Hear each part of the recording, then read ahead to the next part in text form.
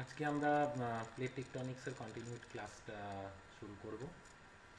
তো যে আগের দিনের ক্লাসে আমরা ইন্ট্রোডাক্টরি পার্টে প্লেটস, হোয়াট ইজ প্লেট, প্লেটের টাইপস কী, প্লেট মার্জিন, প্লেট বাউন্ডারি, এগুলো দেখেছি। এবং তার সাথে হচ্ছে প্লেট মুভমেন্টস কোন দিকে কী হয়, কী কী টাইপসের প্লেট বাউন্ডারিজ আছে, তার সাথে অ্যাসোসিয়েটেড কী কী ল্যান্ডফর্মস আছে, এগুলোকে নিয়ে ডিসকাস করেছিলাম।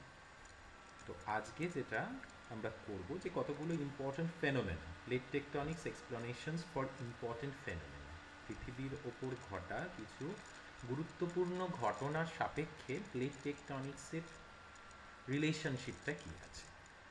তো প্রথম যেটা বলার সেটা হচ্ছে আমরা আর্থকুয়েক। তো আর্থকুয়েক আমরা জানি যে একটা ফোকাস থাকে, আর্থকুয়েকের একটা কেন্দ্র থাকে যেটা আর্থের সারফেসের নিচে অবস্থিত থাকে, এবং সেইটারই প্রভাব আমরা সারফেসের ওপরে এপিসেন্টার জায়গাটাতে পাই, উপকেন্দ্রতে পাই, যেটা আমরা internal structure of the earth পড়ার সময় দেখেছি। আমি একটা পিপিটিও দেখিয়েছিলাম তোকে, যেখানে ইলাস্টিক রিবাউন্ড থিওরিটা যেটা কাজ করছে, যে ওগুলো সরে গিয়ে ফেটে যাচ্ছে, এগিয়ে যাচ্ছে, যে ডায়াগ্রামসগুলো, অ্যানিমেশনসগুলো দেখিয়েছিলাম। তো আমরা জানি যে তিন ধরনের আমাদের প্লেট বাউন্ডারি আছে। We have three types of plate boundaries. One is divergent, এই যে প্রথমটা হচ্ছে ডাইভার্জেন্ট। যেখানে এই ডাইভার্জেন্ট প্লেট বাউন্ডারি হবে সেই সব জায়গাতে হচ্ছে shallow and intermediate focus earthquake হবে, মানে সেখানে খুব বেশি গভীরতাতে হবে না, খুব বেশি গভীরতাতে ফোকাস থাকছে না। কিন্তু যেখানে কনভার্জেন্ট প্লেট বাউন্ডারি হবে, যেখানে দুটো পাত একে অপরের সাথে সংঘাতে আসে, অপেক্ষাকৃত ভারী পাতটা নিচের দিকে নেমে যায়, সেই জায়গাতে, সেই বেনিয়ফ অঞ্চল, এখানে যে বেনিয়ফ অঞ্চলটা তৈরি হচ্ছে, বেনিয়ফ জোন বা সাবডাকশন জোনটা তৈরি হচ্ছে, এই জায়গাতে আমরা কিন্তু ডিপ ফোকাস আর্থকুয়েক পাবো। যত ডিপে আর্থকুয়েকের ফোকাস হবে তত কিন্তু তীব্রতাটা বাড়বে। তাহলে কি আমরা রিলেশনশিপস পাচ্ছি? যদি ডাইভার্জেন্ট প্লেট বাউন্ডারি হয় তাহলে সেখানে শ্যালো আর ইন্টারমিডিয়েট, মানে অগভীর ফোকাস থাকবে, অগভীর কেন্দ্র হচ্ছে ভূমিকম্প। যদি সেখানে কনভার্জেন্ট প্লেট বাউন্ডারি হয় তাহলে সেখানে ডিপ ফোকাস হবে। যদি পাশাপাশি চলন করে, মানে যেটা সংরক্ষণশীল বা ট্রান্সফর্ম ফল্ট প্লেট বাউন্ডারি, সেখানে আমরা শ্যালো ফোকাস পাব। তো এইখানে আমরা এই আর্থকুয়েক, ভলক্যানো আর প্লেট টেকটনিক্সের একটা সম্পর্ক তো খুব ভালোভাবেই জানি, আমরা ছোটোবেলা থেকে পড়ছি। একটা খুব ভালো উদাহরণ হচ্ছে যে রিং অফ ফায়ার। ঠিক আছে, রিং অফ ফায়ার। আমরা এটা জানি যে আর্থকুয়েক হওয়া মানে যে ভলক্যানো হবে এর কোনো মানে নেই, কিন্তু ভলক্যানো হবে মানে আর্থকুয়েক হতেই পারে। কেন, ভলক্যানিক যে ইরাপশনটা হয় সেই volcanic eruption is accompanied by earthquake, যে ভাইব্রেশনটা হয় সেখানে, সেই ভাইব্রেশনটা তো আর্থকুয়েক ঘটায়। তো যাই হোক, তাহলে এইটার সঙ্গে সম্পর্কিত হচ্ছে আমাদের ভলক্যানো। তো ভলক্যানোও কিন্তু ওই মিড ওশেনিক রিজ, যে জায়গাটা, মানে সেই একই ডায়াগ্রামে আমরা যদি দেখি, এই জায়গাটা মিড ওশেনিক রিজ, এখানে যখন ফাটলটা তৈরি হচ্ছে এখান থেকে কি বেরোচ্ছে? ম্যাগমা বেরোচ্ছে। ম্যাগমা বেরিয়ে নতুন ওশেনের ফ্লোর তৈরি করছে, সেটা হবে। সেই নতুন ওশেনের ফ্লোরটা যখন তৈরি হচ্ছে, সেই নতুন ওশেনের ফ্লোরটাতে আমরা নতুন ওশেনের ফ্লোরটা তৈরি হয়ে যাচ্ছে সেই জায়গাটাতে। তো যেখানে ধাক্কা খাচ্ছে সেই জায়গাতেও আমাদের ভলক্যানিক ইরাপশন হতে পারে। যেমন এই যে প্যাসিফিক ওশেনের চারিধারটা, প্যাসিফিক ওশেনের চারিধারটাতেই কিন্তু অ্যাক্টিভ ভলক্যানো আমাদের আছে, সক্রিয় যে আগ্নেয়গিরি সেখানে আছে, এবং সব থেকে বেশি এটা ভূমিকম্প প্রবণ অঞ্চল। তাহলে এই জায়গাটাতেই মেনলি কিন্তু সাবডাকশন হয়। ঠিক আছে, মেন সাবডাকশন রিজিয়ন হচ্ছে প্রশান্ত মহাসাগরীয় আগ্নেয় mekhela, ring of fire, the Pacific ring of fire, এই জায়গাটাতেই মেজর সাবডাকশনটা কিন্তু ঘটছে। তাহলে ভলক্যানিক ইরাপশনের ক্ষেত্রে আমরা পাচ্ছি যে ডাইভার্জেন্ট প্লেট বাউন্ডারি এবং convergent plate boundary. Transform plate বাউন্ডারিতে কিন্তু কোনো ভলক্যানিক ইরাপশন হয় না, সংরক্ষণশীল পাতসীমানাতে কিন্তু কোনো রকমের অগ্নুদ্গমের ঘটনা ঘটে না। তো ডাইভার্জেন্ট প্লেট বাউন্ডারি যখন দুটো পাত দুদিকে সরে যাচ্ছে, সেখানে মিড ওশেনিক রিজ, মধ্য মহাসাগরীয় শৈলশিরা তৈরি হয়, সেই জায়গাটাতে কিন্তু খুব সহজে ম্যাগমা একটা রাস্তা পেয়ে যায় ওপর দিকে বেরিয়ে আসে। ঠিক আছে, যেহেতু এটা আন্ডার ওয়াটার হয়, খুব শান্তভাবে হয়, সেই কারণে এখানে কিন্তু কোনো এক্সপ্লোশন আমরা দেখতে পাই না, কোনো এক্সপ্লোশন কিন্তু হবে না, বিস্ফোরণ হচ্ছে না।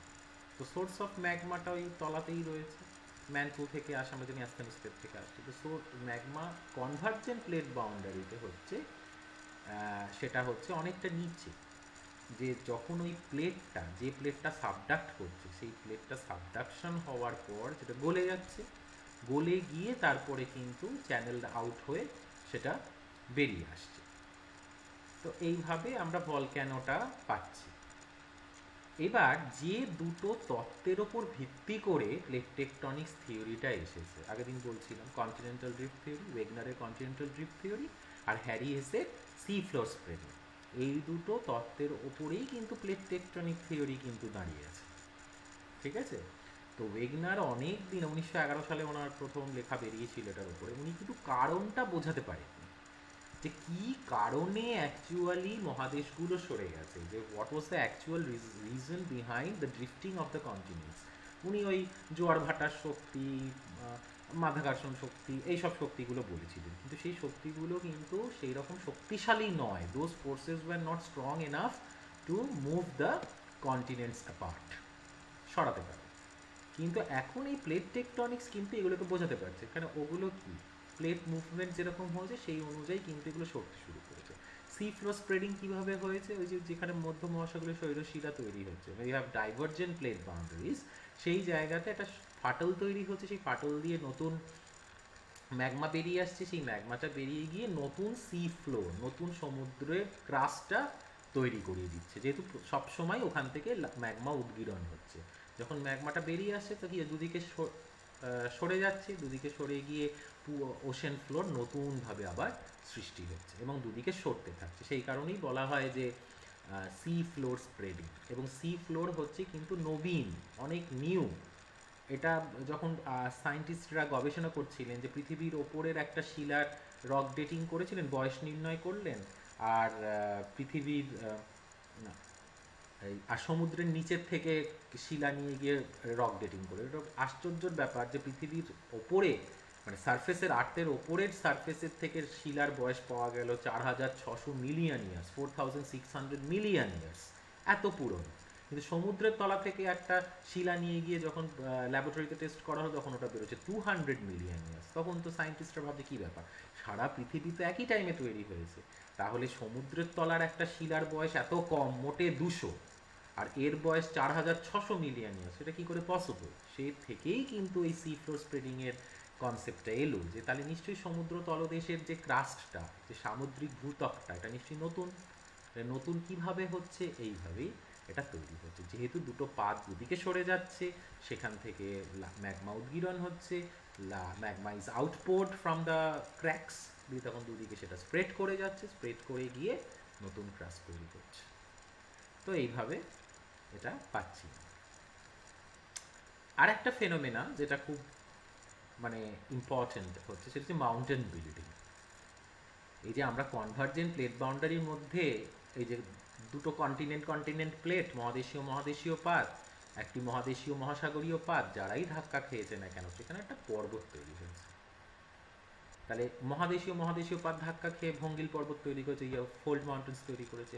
মহাদেশীয় পাত আর মহাসাগরীয় পাত, মানে কন্টিনেন্টাল প্লেট আর ওশেনিক প্লেট যেখানে ধাক্কা খেয়েছে সেখানেও মাউন্টেন তৈরি হয়েছে। সেই মাউন্টেনগুলোকে আমরা কি মাউন্টেন বলে থাকি? কর্ডিলেরা জাতীয় পর্বত। তার উদাহরণ পেয়েছি আমরা অ্যান্ডিজ, রকিজ, এই পর্বতগুলো। ঠিক আছে, আর যেখানে হিমালয়, আল্পস, এইসব পর্বতগুলো হচ্ছে আমাদের ইয়াংফোল্ড মাউন্টেন্স। তো সেখানে কি হচ্ছে, দুটো পাত ধাক্কা খাচ্ছে, অপেক্ষিত ভারী পাতটা নিচের দিকে নামছে, হালকা পাতটা উপর দিকে উঠে যাচ্ছে। তো এই জিনিসটা কোথায় পাচ্ছি আমরা? Mountain building is associated with convergent plate boundary. Convergent plate বাউন্ডারিতেই কিন্তু মাউন্টেন বিল্ডিং হচ্ছে, কোনো ডাইভার্জেন্ট বা ট্রান্সফর্ম প্লেট বাউন্ডারিতে কিন্তু হচ্ছে না। একটা প্লেট হালকা, সেটা উপর দিকে উঠতে শুরু করেছে, আর একটা প্লেট ভারী, সেটা নিচের দিকে নেমে সাবডাকশন করাচ্ছে, দিয়ে যে চাপটা সৃষ্টি হচ্ছে, যে কম্প্রেশনটা তৈরি হচ্ছে, সেই কম্প্রেশনটার জন্য আমাদের ফোল্ড মাউন্টেন্স তৈরি হচ্ছে। তো আমরা একটা কেস স্টাডি নিতে পারি, হিমালয়ের কেস স্টাডি। ঠিক আছে, তো হিমালয়া হচ্ছে ওয়ান অফ দ্য মাউন্টেন্স যেটা এখনও ইটস গ্রোয়িং, স্টিল গ্রোয়িং, ঠিক আছে। তো আগে আমাদের তো একটাই কন্টিনেন্ট ছিল আমরা জানি, সেটার নাম কি ছিল? প্যানজিয়া। চারিদিকে একটা ওশেন ছিল, তার নাম ছিল প্যানথালাসা। তো প্যানজিয়া আস্তে আস্তে ভাঙতে শুরু করে, দুটো মেজর ল্যান্ডমাস তৈরি হয়। একটা লরেশিয়া, সেখানে উত্তর আমেরিকা, ইউরোপ, এশিয়া, গ্রিনল্যান্ড এগুলো ছিল, আর একটা হচ্ছে গন্ডওয়ানা ল্যান্ড, যেটা হচ্ছে বাকিটা Africa, south America, Antarctica, Australia, India এগুলো ছিল। তো about 200 million years ago, Triassic যুগে, লরেশিয়া স্টার্টেড মুভিং টুয়ার্ডস নর্থের দিকে মুভ করতে শুরু করলো, আর গন্ডওয়ানা ল্যান্ড টুয়ার্ডস সাউথ। দিয়ে কী হলো, মাঝখানাটা ফাটল তৈরি হলো। সেই ফাটলটাতে, সেই জায়গাটা, দুটো ল্যান্ডমাসের মাঝখানে নতুন ওশেন তৈরি হলো। সেই ওশেনটার নাম হচ্ছে টেথিস সি, ঠিক আছে। তো টেথিস সি তৈরি হলো। তো এরপরে further fragmentation of Gondwana land হতে থাকলো জুরাসিক পিরিয়ডে। আর ইন্ডিয়ান ল্যান্ড মাস কিন্তু দক্ষিণ দিকে ছিল, তখন আমাদের ইন্ডিয়া কোথায় ছিল? আফ্রিকারও নিচের ছিল। সেখান থেকে আস্তে আস্তে সে মুভ করতে করতে শুরু করলো, নর্থের দিকে আসছে। তো continued movement of Indian plate allowed Indian ocean to expand at the cost of Tethys ocean. তো ইন্ডিয়ান প্লেটটা তো টেথিসে চাপ দিতে শুরু করলো, তো northward movement of Indian plate converge করিয়ে দিল, cost convergent between Indian plate and Eurasian plate. আমাদের ইন্ডিয়ান প্লেটটা গিয়ে টেথিস সির কাছে পৌঁছে গেল, দিয়ে ধাক্কা দিতে শুরু করলো। এবার অপর প্রান্তে কোন প্লেটটা আছে? ইউরেশিয়ান প্লেট আছে, তাহলে ইন্ডিয়ান প্লেট ধাক্কা দিতে শুরু করলো। As a result the oceanic part started subducting below the Eurasian plate. তাহলে ওশেনের যে অংশটা ছিল সেটা আস্তে আস্তে বুঝে যেতে শুরু করলো, কারণ এদিক থেকে সে চাপ দিচ্ছে, তাহলে ওই টেথিস সির কোনো অস্তিত্ব থাকবে না। টেথিস সি আস্তে আস্তে আস্তে তো অবলুপ্ত হতে শুরু করলো। তাহলে all the oceanic crust of the Indian plate got subducted. Indian প্লেটের যে ইন্ডিয়ান প্লেটে ধাক্কা দিচ্ছে, তার ধাক্কা দিচ্ছে, সে ধাক্কা খেয়ে নিচের দিকে নামতে শুরু করে দিচ্ছে। করতে করতে কি হলো, টেথিস সি সম্পূর্ণ অস্তিত্ববিহীন হয়ে গেল। তো এইভাবে ধর পুকুর বোঝাই, পুকুর বুঝিয়ে বাড়ি তৈরি হবে। তাহলে কী করো, ছাই ফেলতে ফেলতে ফেলতে কী হয়, পুরো জলটাই অ্যাবজর্বড হয়ে যায়। সেই জলটা অ্যাবজর্বড হয়ে গেলে, সেই জলটা যখন অ্যাবজর্বড হয়ে যাবে, তখন আর তো ওখানে কী ছিল বোঝা যাবে না। তো ওখানে জল ছিল কি ছিল, তো সেই রকমই হয়ে গেল যে oceanic crust of the Indian plate got subducted, আর পুরোটা কনজিউমড হয়ে গেল। টেথিস সি পুরো এক্সিস্টেন্স লস্ট, আর কোনো এক্সিস্টেন্স নেই। আর দ্য সেডিমেন্ট যেটা হয়ে গেল, বা টেথিস সির মাঝখানে যে সেডিমেন্ট হয়ে গেল বুঝে গিয়ে, সেই সেডিমেন্টটা যখন হয়ে গেল, সেই সেডিমেন্টটা আস্তে আস্তে ভাঁজ প্রাপ্ত হতে শুরু করলো। Started crumpling or folding due to compression. দুদিক থেকে চাপ, ওদিকে ইউরেশিয়ান প্লেট দাঁড়িয়ে আছে, এদিক থেকে ইন্ডিয়ান প্লেট ধাক্কা দিচ্ছে, বেচারা মাঝখানে বুঝে গেছে। বুঝে গিয়ে কী হলো, আর তো জায়গা পাচ্ছে না, সব তো ঢুকে গেছে, ঢুকে গিয়ে জল আর নেই, সেখানে পুরো সেডিমেন্ট হয়ে গেছে। দিয়ে কী হলো, সে চাপ দিয়ে দিতে দিতে সে এবারে ভাঁজ হতে শুরু করলো, আর তো জায়গা পাচ্ছে না, সে ভাঁজ হতে শুরু করলে ভাঁজ হয়ে ওর উপর দিকে উঠতে শুরু করলো। এই কন্টিনেন্টাল আর সিয়ালিক মেটেরিয়াল তো ক্যানট সাবডাক্ট, সে তো নিচের দিকে নামবে না, সে তো হালকা। সে কী হলো, সে কন্টিনেন্টাল পার্ট বা সিয়ালিক পার্টটা এবার উপর দিকে রাইজ করতে শুরু করলো, যেটা হচ্ছে আমাদের হিমালয়।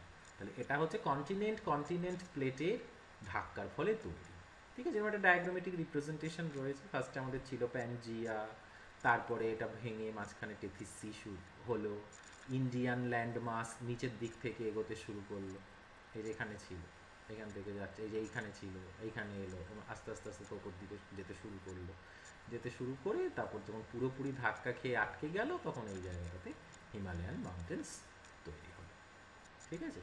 তো এই একটা ডায়াগ্রামেটিক রিপ্রেজেন্টেশন। এই যে তলাতে ওশেনিক ক্রাস্ট, কন্টিনেন্টাল ক্রাস্ট যাচ্ছে, ইন্ডিয়ান সাবকন্টিনেন্টের ইন্ডিয়ান প্লেট ধাক্কা দিয়েছে, এইখানে ইউরেশিয়ান প্লেট ছিল, এখানে সাবডাকশন হচ্ছে।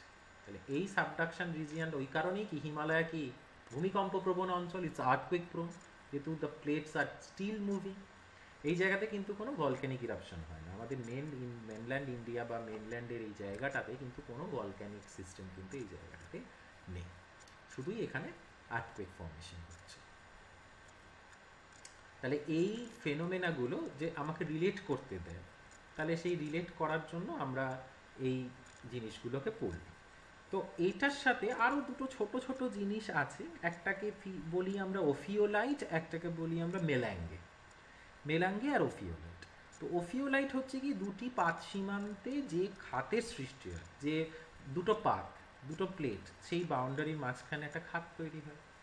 তো তার মধ্যে একটা নতুন ধরনের পদার্থের সঞ্চয় লক্ষ্য করা যায়। You have new sediments inside that, যেখানে মহাদেশীয় পাত অংশ, গ্যাব্রো ও মহাসাগরীয় পাতখণ্ডের সমন্বয়ে আরও এক ধরনের পদার্থের অস্তিত্ব লক্ষ্য করা যায়। মানে এখানে মহাদেশীয় এবং মহাসাগরীয় মানে কন্টিনেন্টাল প্লেট আর ওশেনিক প্লেটের মেটেরিয়ালস দিয়ে একটা মেটেরিয়ালস তৈরি হয়, নতুন একটা পদার্থ পাওয়া যায়। এই পদার্থের মধ্যে জটিল গঠন লক্ষ্য করা যায়।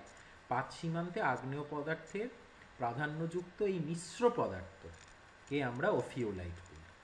তো ওফিওলাইট হচ্ছে ওফিওলাইটের গ্রিক শব্দ, ওফিস কথাটার মানে হচ্ছে স্নেক, সাপ। তো ওফিওলাইটের মধ্যে সার্পেন্টাইন হচ্ছে একটা মিনারেল। ওফিওলাইটের মধ্যে সার্পেন্টাইন মিনারেলটার অস্তিত্ব লক্ষ্য করা যায়। তো যে কোনো ফোল্ড মাউন্টেন্সের মধ্যে আমরা এই টাইপের ওফিওলাইট পেতে পারি। তো যেখানে কি বললাম আমি, যে দুটো প্লেট বাউন্ডারি, ঠিক আছে, দুটো পাত সীমান্তে যে খাতের সৃষ্টি হবে, যে সাবডাকটিং জায়গাটা তৈরি হবে, সেখানে একটা নতুন ধরনের পদার্থের সঞ্চয়, you have a deposition of a newly formed material, যেখানে মহাদেশীয় পাত অংশ, গ্যাব্রো, মহাদেশীয় পাত মানে কন্টিনেন্টাল প্লেটের অংশ গ্যাব্রো, আর মহাসাগরীয় পাতখণ্ড মানে you have parts of continental plate and parts of oceanic plate, এই দুটো মিলে গিয়ে একটা নতুন মেটেরিয়ালস তৈরি হয়। এই মেটেরিয়ালসটাকে আমরা বলছি ওফিওলাইট। ওফিওলাইট কথাটা এসছে গ্রিক শব্দ ওফিস থেকে, যার মানে হচ্ছে স্নেক বা সাপ। তো কেন ওই পার্টিকুলার নামটা ইউজ করা হয়েছে? বিকজ ওফিওলাইটের মধ্যে সার্পেন্টাইন মিনারেলটা আমরা পাই। তার মানে এই জাতীয় পদার্থ যেটা তৈরি হচ্ছে সেখানে আমরা সার্পেন্টাইন দেখতে পাই। আর একটা হচ্ছে মেলাঙ্গে। মেলাঙ্গেটা হচ্ছে ফ্রেঞ্চ ওয়ার্ড, ফরাসি শব্দ, যেখানে হচ্ছে তার মানে হচ্ছে বিভিন্ন পদার্থের সংমিশ্রণ। It's a mixture of variety of materials. তো এইটা মেলাঙ্গে শব্দটার মানে হচ্ছে যে এটাও তাই, ওই মহাদেশীয় মহাসাগরীয় পাত সীমানায় দেখা যায়। এটা কখনোই এই টাইপের ফিচারগুলো মহাদেশীয় মহাদেশে তো পাবো না, তার কারণ মহাদেশীয় মহাদেশে তো একই টাইপের মেটেরিয়ালস দিয়ে তৈরি হবে, ডিফারেন্ট তো হবে না। মহাদেশীয় মহাসাগরীয় পাতের অভিসারী চলনের সময় ভারী ও অধিক ঘনত্বযুক্ত মহাসাগরীয় পাতটি মহাদেশের পাতের যখন অধঃগমন হয়, মানে when the continental plates and the oceanic plates collide with each other, the continental plates কি করে, সাবডাক্ট করে যায়, অধঃগমন হয় সময় সংঘর্ষের কারণে শিলাস্তরের ভাঙন ও মিশ্রণ করে, that is breaking of the earth's crustal rocks. এই জাতীয় পদার্থগুলি মহাসাগরীয় পাতের নিম্নবর্তী স্থানে লক্ষ্য করে, যেটা লোয়ার পার্টসে। ওফিওলাইট যেরকম আপার পার্টসে দেখতে পাবো, এই মেলাঙ্গে হচ্ছে লোয়ার পার্টসে দেখতে পাবো। এই জাতীয় পদার্থকে আমরা তখন মেলাঙ্গে বলছি। তো মেলাঙ্গের মধ্যে আমাদের ভলক্যানিক মেটেরিয়ালস বা আগ্নেয় পদার্থ থাকবেই, এবং এই যে ভেঙে যাচ্ছে চ্যুতির ফলে ভেঙে আসা পাতখণ্ড, পেলাজিক অবক্ষেপ, পেলাজিক যে ডিপোজিটস মানে ওশেনের তলাতে যে ডিপোজিটসগুলো আছে সেগুলো, ব্যাসাল্ট, ডাইক, গ্যাব্রো, পিলোলাভা, অনেক জব কিছু ঘেঁটে যায়, ঘেঁটে গিয়ে এটা তৈরি হয়। তার মানে বলছে না, it's a mixture of variety types of materials. Ophiolite হচ্ছে বেসিক্যালি সার্পেন্টাইন দিয়ে তৈরি, আর এটা হচ্ছে আপার পার্টসে আমরা পাই, কিন্তু লোয়ার পার্টসে, সাবডাক্টিং রিজিয়নের লোয়ার পার্টসে, যেখানে এখানে কিন্তু বেশিটাই হচ্ছে ওশেনিক ডিপোজিশনের ওপর ডিপেন্ড করছে। পেলাজিক মানে কি, সমুদ্র পৃষ্ঠ থেকে 200 মিটার পর্যন্ত হচ্ছে পেলাজিক অঞ্চল। তো সেই পেলাজিক ডিপোজিটসগুলো এর মধ্যে থাকে। তাহলে আমরা এই মেলাঙ্গেটা কোথায় পাবো? সাবডাক্টিং রিজিয়নের লোয়ার পার্টস। তাহলে এই দুটো জিনিস রয়েছে। এইবার আমরা মোরাললেস প্লেট টেকটনিক্সটা বুঝলাম। তো প্লেট টেকটনিক্স যে থিওরিটা দিয়েছে, এটা তো একটা থিওরি। তো প্লেট টেকটনিক্স থিওরির কি কোনো সমালোচনা আছে? সমালোচনা তো ভালো, সমালোচনা মানে কি, ভালো খারাপ দুটোই বলতে হবে। তো সমালোচনা যদি করতে চাই তাহলে আমরা বলতে পারি যে এখানে continental drift, C floor spreading, পর্বত সৃষ্টি, ভূমিকম্প মানে আর্থকুয়েক, অগ্নুদ্গম বা ভলক্যানিক অ্যাক্টিভিটি, সব কিছুরই ব্যাখ্যা দেওয়া হচ্ছে। পৃথিবীতে ঘটছে যা যা প্রাকৃতিক ঘটনা, সেগুলোর প্রাকৃতিক ঘটনা মানে হচ্ছে ভূতাত্ত্বিক প্রাকৃতিক ঘটনা, ঠিক আছে, that is mountain building, C floor spreading, এই জাতীয় ক্লাইমেটিক ফেনোমেনন। তো তার ব্যাখ্যা দিচ্ছে।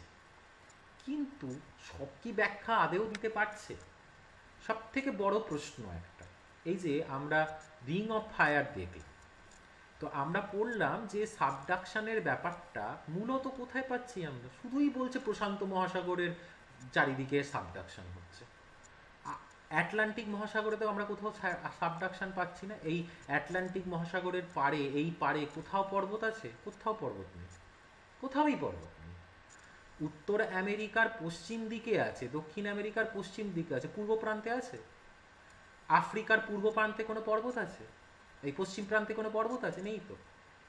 তাহলে সাবডাকশন শুধুমাত্র প্যাসিফিক ওশেনে কেন সীমাবদ্ধ? এর কিন্তু কোনো উত্তর প্লেট টেকটনিক্স দিতে পারেনি। যে subduction, why subduction confined only surrounding the Pacific ocean, সেটা কিন্তু নেই, কোনো ব্যাখ্যা নেই।